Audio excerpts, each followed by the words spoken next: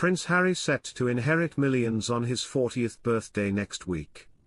Prince Harry is just days away from his milestone 40th birthday, but the big day is reported to see the Duke of Sussex inherit millions from his great-grandmother. According to The Times, Queen Elizabeth, the Queen Mother, set up a special family trust fund for her great-grandchildren in 1994 when Harry was just 10 years old. Elizabeth is reported to have deposited £19 million into the fund, a share of which Harry is eligible to receive upon turning 40.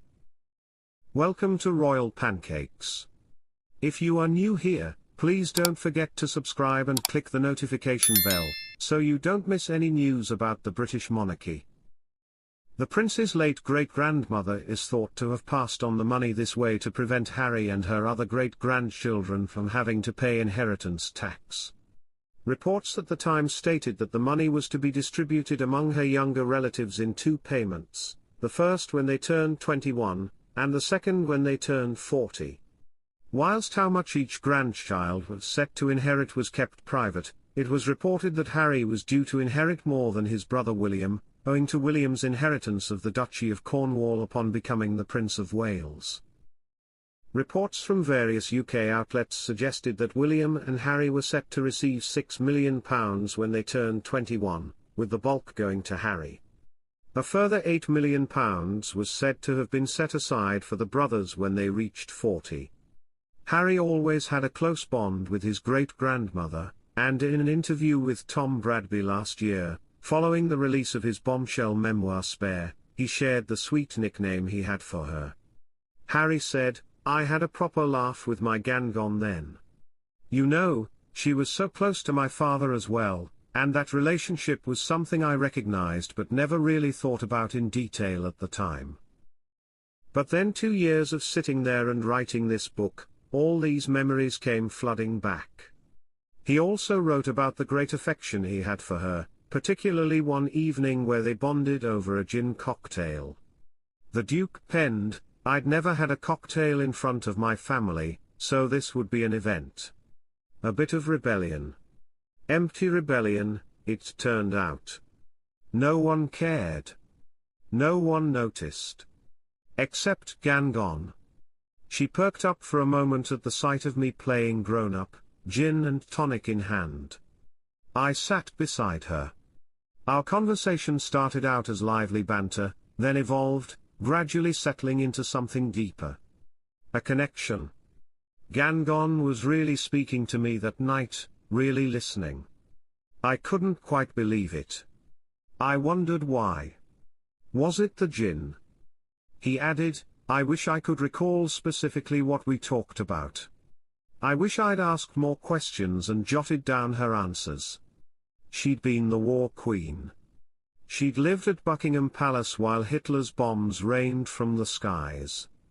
9 direct hits on the palace, she dined with Churchill, wartime Churchill. She'd once possessed a Churchillian eloquence of her own. She was famous for saying that, no matter how bad things got, she'd never, ever leave England, and people loved her for it. I loved her for it." Snippets into the Duke and Duchess of Sussex's personal life were splashed across their Netflix docuseries, Harry and Meghan, painting the picture of their idyllic life following their transatlantic relocation in 2020.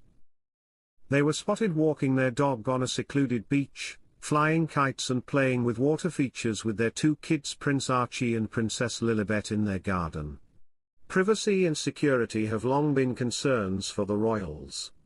Prince Harry claimed that their lack of security in the UK following their move to the Chateau of Riven Rock in Montecito has contributed to their decision not to return.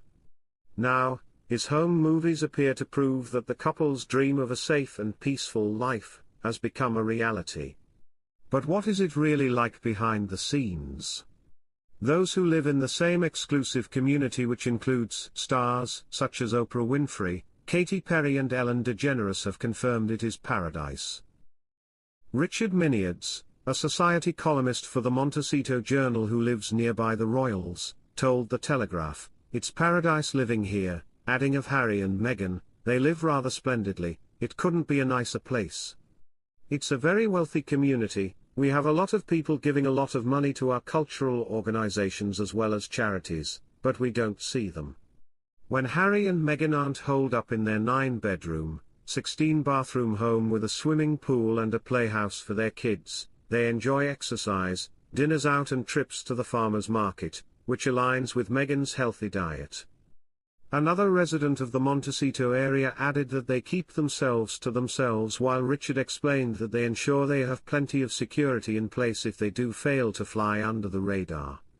We have got a lot of very rich and very famous people here, and none of them have a security retinue like the Sussexes, he said.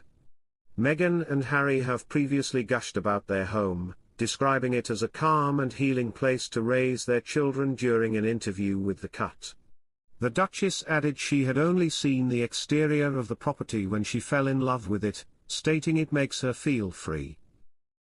Discussing the changes that have taken place in Prince Harry's life, Vickers said, "It's very difficult because he is part of an extraordinary institution and then suddenly he's cut free from that, he's gone off on his own, it's a brave step into an unknown world." Vickers also questioned Meghan and Harry's long-term plan now that they live in the United States. "What worries me is that I think, whenever I see images of Range Rovers and things coming to the airport and security people, that's jolly expensive," he explained. "And they've got to keep moving the whole time to finance this life. And I've been to Montecito, and that's pretty and lush and expensive, too." During his podcast appearance, Vickers also suggested that Meghan and Harry may face some challenges in the future. Unless they keep coming up with new initiatives and new goods, they're going to disappear like so many other celebrities, he claimed. "Once that happens, I think the future is going to look rather bleak." Of course, the Duke and Duchess of Sussex have made their aims perfectly clear, thanks to their recent royal tour. While visiting Colombia, Meghan spoke about the importance of online personal safety, and the couple met smart and savvy students at a charter school.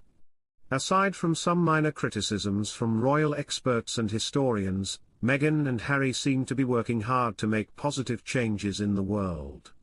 Fans of the couple will be extremely excited to see whatever the Sussexes do next. Prince Harry overruled Meghan Markle when it came to a key decision about Prince Archie and Princess Lilibet's future, according to reports. While the Duchess of Sussex wanted to bring her young children into the public eye, the Duke did not think this was wise and they will not feature in their upcoming Netflix shows. An insider told The Sun on Sunday, "Harry and Meghan have not always agreed on how much they should expose their children to the media, but, in this case, Harry has clearly won."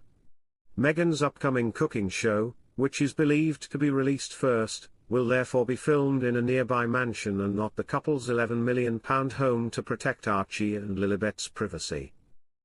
This comes as King Charles is set to privately meet with the bereaved families and those affected by the Southport attack in London.